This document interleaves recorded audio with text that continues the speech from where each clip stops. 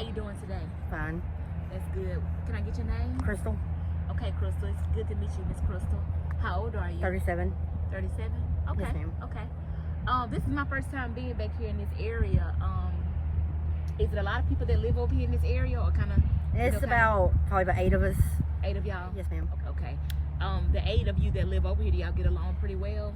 For the most part, yeah. I mean, it's mostly the ones that actually do get along and stuff like that. One of the guys actually knew my mom, because my mom got hit and killed by a car almost 3 years ago. I'm sorry to hear that. So, yeah, he knew my mom and everything. So, So y'all kind of bond pretty well, being that he knew that. Okay. Do you have any kids? I have 2. You have 2 kids. Okay. I have a 15-year-old and a 5-year-old. Okay. Do you keep in touch with them pretty well? My daughter, I do. My aunt and my grandma let me video chat her and stuff all the time. So that's good. So you do have a cell phone? I do, but I've got to get it replaced because it's messed up. So, yeah. I mean, it's got service on it and everything. I just got to get either another T-Mobile phone or get it replaced. The guy I just saw, the guy with the pet, is that the guy that you're pretty close with? The one with the dog that I just saw walking? No, he's actually still up in the camp right now. Oh, okay. That's actually a guy named Terry, but that dog's name is Miley. The guy that I know, his dog's name is Suda. Okay. All right. How long have you been homeless, if you don't mind me asking? On and off 3 years. About 3 years now. I just can't go to my aunt's because my aunt lives with her husband, and so it's his house. And I mean, he'll let me come stay for a few days or something like that with my daughter, but I can't live there permanently. So right. that kind of sets me out here, unless I get a hotel room or something. But yeah, that's very rare. Well, at least they accept you in for a few days to be able to bond with your daughter. I mean, I got to spend Christmas with her and Thanksgiving and stuff. So. Oh, that's good. That's good. And her birthday. That's good. You don't mind me asking, how did you become homeless? My grandma had to let her trailer go that she lived in because it was just costing too much for the power and all that. So, because it was like $450 a month, well, no, $550 just for the trailer itself. So plus power and water and all that, and she just couldn't afford it no more. So she moved in with my aunt, and she just kind of got my daughter and stuff because I couldn't go there because at the time my aunt's husband wouldn't even let me come over. But I mean, now he kind of tolerates me because he'll let me come over and just hang out with my daughter and stuff like that. So. You said your ex-husband, right? No, my aunt's husband. Okay. Yeah. Have you ever been married? No. You never been married? I've been engaged, but that just didn't work out, huh? Well, that's life. That happens. And then the most recent boyfriend I had, I put him in jail for putting his hands on me for domestic violence. Because I mean, I'm just not gonna put up with a man putting his hands on me. Most definitely. Was that his first time putting his hands on you? No, he had done it like a couple of times before. I mean, I was an idiot for going back the other times, but I mean, the biggest reason I went back the last time was to try to get my bike back. So then when he wouldn't let me have it, I just said screw it, and I just went and bought my own bike. And then the one that I got now, my friend Spencer that lives right up here, actually bought it for me when he got his check last month. And he actually bought my phone for me too and put service on it and everything. So, because he said a female out here on the streets needs a phone. Most definitely. So. What do you think triggered him to abusing you? Was it drugs, or was it any type of childhood trauma that He's got this thing going on in his mind where he thinks that there's people over the speakers. And he says that everybody in Mobile has something to do with it. Everybody in Mobile is involved in it. And whoever he hears, or he says it's his family that he hears, and that they tell him stuff, like they'll tell him that I'm lying about something or something like that, and I'm not. And like I told him, I mean, I'm not going to sit here and tell you that I've lied if I haven't. I'm not going to admit to something I haven't done. And I mean, that triggers it, and it's that on top of the 2 drugs that he does, which is Joe and Ice, and it just don't sit right with him, and he trips out. Yes. Speaking of drugs, have you ever tried any drugs in the past, or have tried drugs now? I have.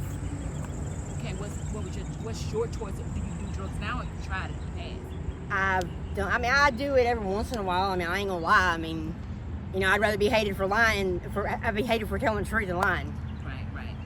What's your drug of choice? If I do it, I do ice. Ice. So ice is meth, right? Yeah, but that's the only thing that I do. I don't smoke weed because I can't smoke weed because it trips me out.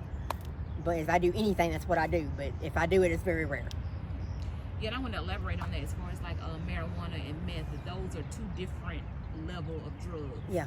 So weed makes you said trip out. It trips right? me out. Like I don't know how to explain it. I just don't like the trip how it makes me feel. Like somebody said it might be the THC or whatever it is that's in it that I might be allergic to it. Because I mean I know some people that are allergic to it, and I mean that could be a factor. I could be allergic to it. And ever since I got that trip, I don't smoke it no more. Because it scares me and I just don't like it. Yes. As far as meth, ice, how does that make you feel? Like, what type of feel? I mean, it gives you that more or less to go, like, get up and go to do stuff, and it gives you energy. It's speed, pretty much. Yeah, just kind of like Adderall. Uh-huh. So, I mean, because you can take an Adderall and do stuff too. Yes. Any sleep? Are you getting any sleep off of it? Yeah. Yeah. Okay. Have you ever went through any type of childhood trauma in the past or anything like that? Any type of childhood trauma? Can I ask you what was your reason for trying meth? I was curious. I tried it and I think I liked it a little too much. I mean, I ain't gonna lie. You don't mind me asking how are you able to get the funds to afford it? I go hold my sign up, and but I put food and stuff like that first. Like I get the most important things first that I need before I do anything like that. Because I mean, if I can't afford it, I can't afford it. I mean, I'm gonna eat and all that before I do anything. Do you go through any type of withdrawals when you don't have it? Oh, that's really good. I mean, I just sleep. Mm-hmm. I mean, I've been known to lay up in a tent and sleep all day, but I mean, that's a lot of people though. I mean, I've laid up in a tent and slept all day even when I have done it because the stuff wasn't no good. But that's why I don't really waste my money on it anymore, because it's gotten where it's not that great. Right. So where is your tent? Right back there. Back here? Yeah. Okay. So are those your carts back there, or you said you and your friends, right? I just started staying back there. Oh, okay. Because I usually hang out around the Beltline and stuff like that, but I got tired of being in that area, so I decided to come back out here because I was staying out this way for a while. Mm-hmm. But I mean, I've actually got to get a new tent because my tent's actually wore out. And it got all wet and stuff last night, and my blankets and everything got wet, so I had to go back there I had to come back and go back there and hang my blankets up. Yeah. This is not a lifestyle you want to live for the rest of your life, is it? No. You know, you still have your skin is pretty, your eyes are beautiful. You know, and it's most definitely hope out here, you know. You just gotta fight those demons. Oh yeah, I know. As far as employment, you're not looking for any employment? I mean, right now, I don't even have my ID. I had it, but thanks to my now ex-boyfriend, I lost it. But, I mean, if I wouldn't never been around him, I probably would still have it. But he failed to tell me that the person, because I had accidentally left it laying out of my book bag. And he was around the people, and it was around the people that he knew. And then he failed to tell me that the girl said she had my ID and didn't know if I wanted it back. And then he's going to tell me like 3 hours later or the next day. And I said, what are you thinking? I said, did you not think that I wanted my ID back? I said, what kind of stupid question is that? Then he got all mad at me and stuff. But I said, if anybody should be mad, it should be me. Well, I'm glad you was able to depart ways from him. It took putting him in jail. Mm-hmm. I'm glad and please don't go back. Oh, I'm not. I don't care how vulnerable you are or how, weak the flesh may get. Let it go. Because his friends has even told me how he is and stuff like that. And then I found some letters and stuff between him and his ex-girlfriend. And like all the stuff that I went through with him, she was going through the same exact thing. Mm-hmm. Like him accusing her of lying, accusing her of going off and sleeping with other people and all kind of stuff. Yes, ma'am. So. All right, I have one more question for you before we leave. Do you believe in God? Yes. You do. So you do keep a consistent relationship with Him. And I ask everybody that because I want to know, is their relationship with God there? You know what I mean? Because prayer changes things. And I just wanted to know, do you pray? Yes. You do pray? Okay. That's good. All right, is there anything positive you want to let anybody know? Just, never hold judgment toward anybody that is homeless because it could happen in a blink of an eye. All it could take is you losing your job. And for instance, I know one of the managers at Logan's Roadhouse told me that the kitchen manager told me that he was on the verge of being homeless because he had to pay 2 things of child support and had so much rent or whatever and stuff like that. So he had to let his place go because he couldn't afford it with child support, and said that he had slept in his car for a couple of weeks or whatever. And so he said that he definitely sympathizes with me and knows what it's like. So I mean, because there's a lot of people around here that will like look at you and just give you like dirty looks and stuff, or you can tell that they're judging you hardcore when you talk to them. Like, I mean, I've had people like literally like that. I mean, they was nice about it. Like when I said, "Do you have any spare change or whatever?" They would be nice about it. But then when they would say no, I'd be like, "It's okay," and they feel so bad because they don't, and I'm like, "It's okay," and then I'd literally start crying after they left because I feel so bad about having to ask, because I just feel like they're judging me. Yeah, and we're gonna get that all the time. Judgment from whether we're in good situations or bad, everybody's gonna always have something to judge you off of. So yeah, just saying that just made me tear up. Most definitely, and that's just how it is. I know I get judged, and you can look at my appearance and see I'm well put together, but everybody's gonna always have something negative to say. But see, I usually know the people to ask and not to ask, like, because I can usually read people. You're able to feel it on how whether they're gonna be like yes or no. But then at the same time, like for instance, I went to Olive Garden over there off airport or whatever, and had asked them if they told them I was homeless, when a lot of times, and most times they do it, most times they'll help me out with food. Well, the one guy is just a prick, is the nicest word that I can use right now. And he said, when I asked him about it, he said, "No, we can't do that." And I mean, he was just rude about it. And then the lady that was beside me just so happened to pay for me a salad or whatever, something to eat or whatever. Yes. But I mean, I was like, I've always been told a closed mouth don't get fed. So I mean, I told him straight up, you ain't gotta be so rude about it. I said, I was just asking. I mean, the worst you can do is tell me no. So. And I feel like delivery is everything. The way we deliver things in life, how we speak, that's everything.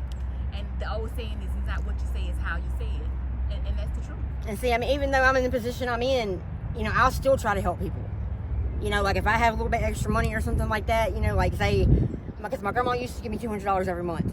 And I mean, she don't do it so much now, but for some reason. But when she did do it, if I had seen one of my friends or something like that out here, or even somebody that's not homeless, that needed something or something to drink or anything, I would offer it to them.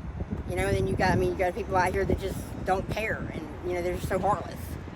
And I mean, me, I could never do that. If I walk past somebody, sitting on the sidewalk or something, and I see they might be hungry or thirsty or anything like that, I'm gonna go in the store and get them something to drink.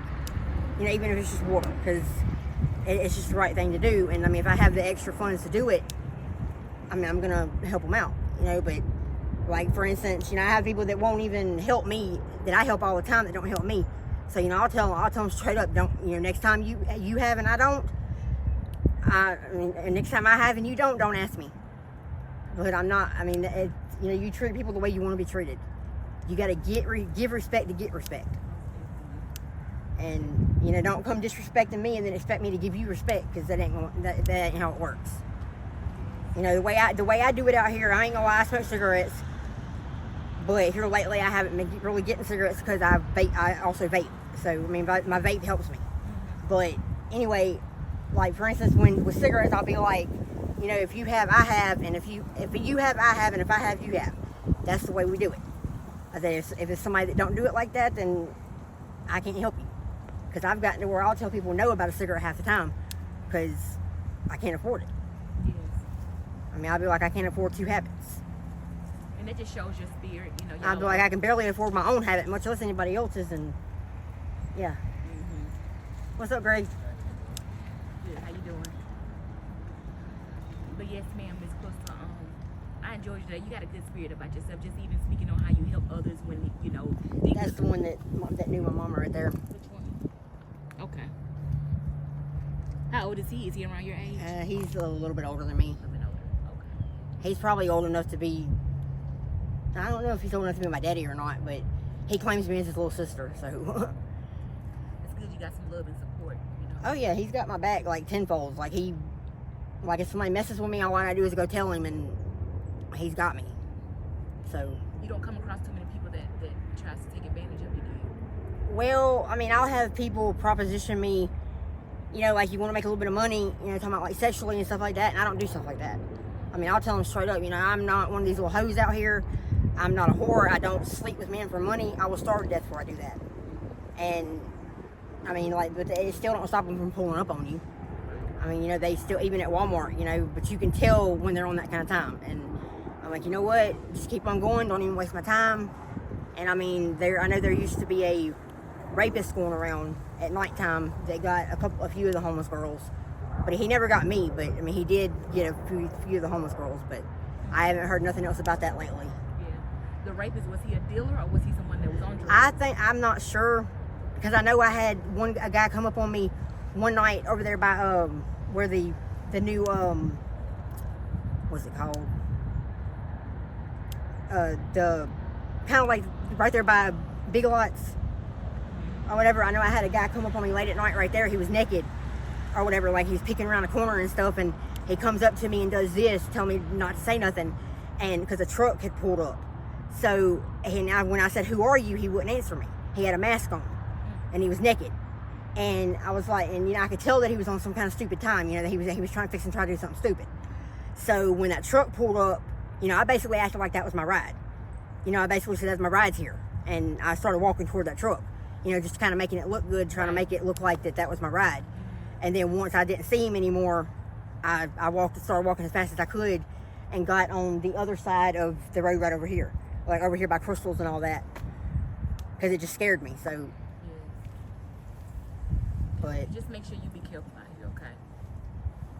Okay, well, that's gonna pretty much conduct the interview, Miss Crystal. I appreciate you, you know, interviewing with us and talking to us and giving, you know, being transparent.